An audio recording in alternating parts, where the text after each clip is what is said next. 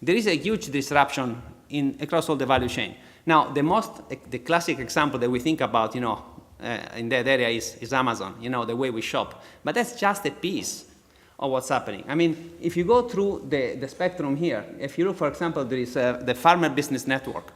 This is a kind of network empowered by the very sophisticated system with algorithms that help farmers to get higher yield from their field, higher price, so to have a better life. Going to the right hand, where, for example, Chef, where we invested some money, they prepare, let's say, the right ingredient for you to cook.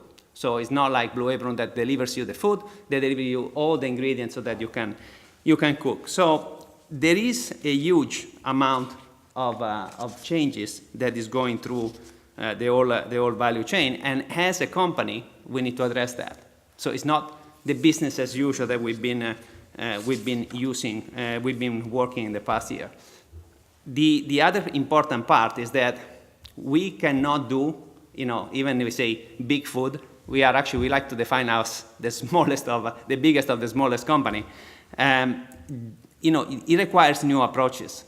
And so, we actually invested in a venture fund, which is putting some bets along those value chain, and to see what are the new trends, how we can actually fulfill new consumer need that is changing so quickly.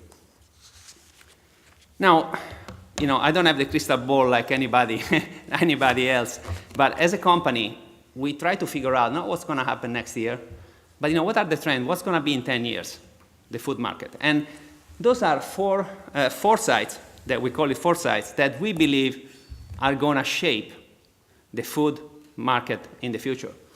Now, the future commerce, clearly I touched base on, one example is Amazon, but there are others, how the consumer are going to shop.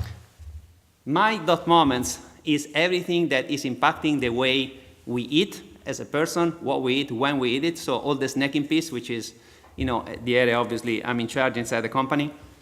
Better.me, huge focus on health and well-being. What does it mean? How people relate to that, how that drives choices. That's a very big piece. And Limitless Local. This is, leveraging, what is available on different areas to make sure that you have this biodiversity, and what, Margarita was talking about before, in making sure that you have local resources that get the right visibility. So all that is creating an increased level of complexity that company will need to face. When I was here last year, I presented briefly the company purpose. As a leadership team, 4 years ago, we basically started the process of defining why Campbell exists. I mean, what is our end in mind in terms of Campbell? And we ended up with this, which is real food that matters for life's moment. And real food is playing a critical part for us. Biodiversity is a big, important piece that sustains that. But in a nutshell, when we talk about real food, we talk about food made with simple ingredients that are recognizable, that are safe, that are made with care, and on top of it, the consumer has all the right to know what is inside their food.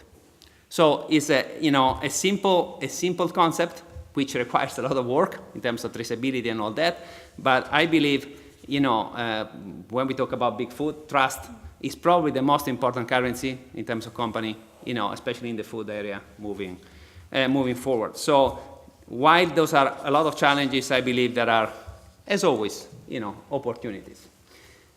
Now, just focusing on my moments, so the snacking area, bunch of things happening because of a different lifestyle. I love the presentation before about the city and, the ins and outs and the different pace we are going. I mean, China, the snacking market has tripled in the last 10 years. China, we are lucky, we got Kelsen, that, is one of the favorite brands over there. It's a Danish butter cookies. And, we are taking part of that development, but that's an important piece. 50% of US people are now snacking. Always less people are having the 3-square meal, available. So, as an example, also, in talking about diversity in terms of ingredient, we just launched last year, whole grain goldfish, which is doing quite well because it's also orientating, toward the health and well-being. Indonesia is one of the markets in the world where the snacking is the most prominent type of consumption. They snack up to 7 times a day. And we had to reformulate. We have a very big brand in Australia called Tim Tams, Arnott's.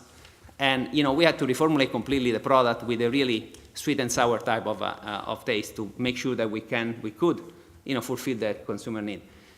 One last example, which I thought was very interesting. Campbell soup was born in close to Camden, where basically a lot of grower of tomatoes used to be based. Last year, we went back in the archive and we found out the original formula of the early 1900 Campbell soup, tomato soup. And so we went back and we found the only place where we could get enough, tomato,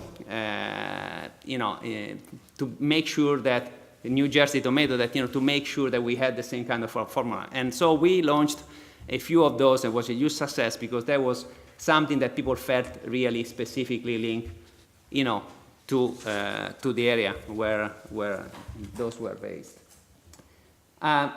Now, Better.me is really focusing on health and well-being.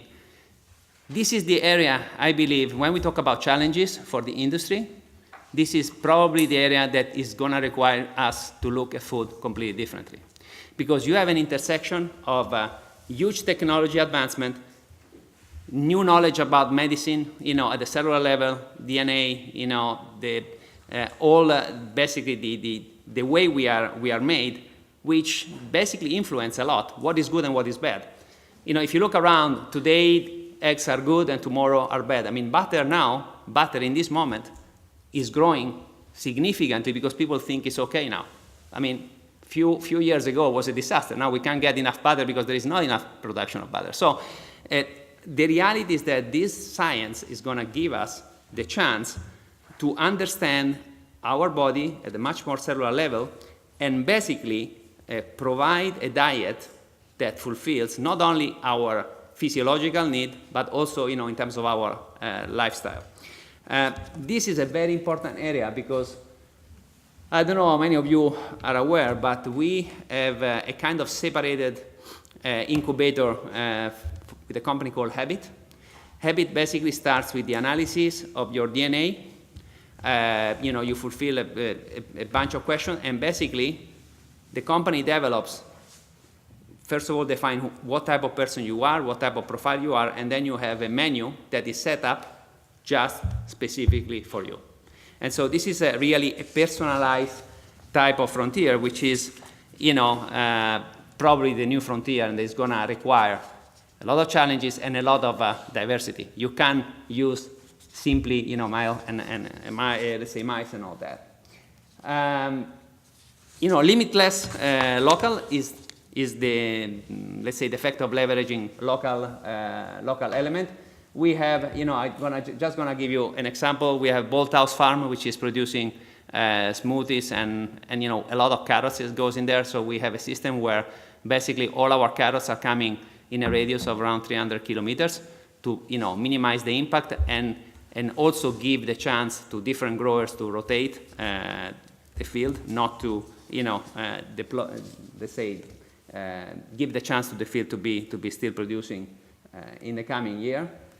And basically, we do believe that the industry is shifting from giving something. I understand that there is a lot of the same on the shelf, but for the future, if the company wants to have a sustainable business, if we want to have consumer that recover the trust, we will need to make sure that we provide real food, which is simple, recognizable ingredient prepared with care. And I mean, the reason why we choose that is because not because it's fashion, but because we believe it's the only way for us to survive in the long run and play a positive part in the world we live. Thank you.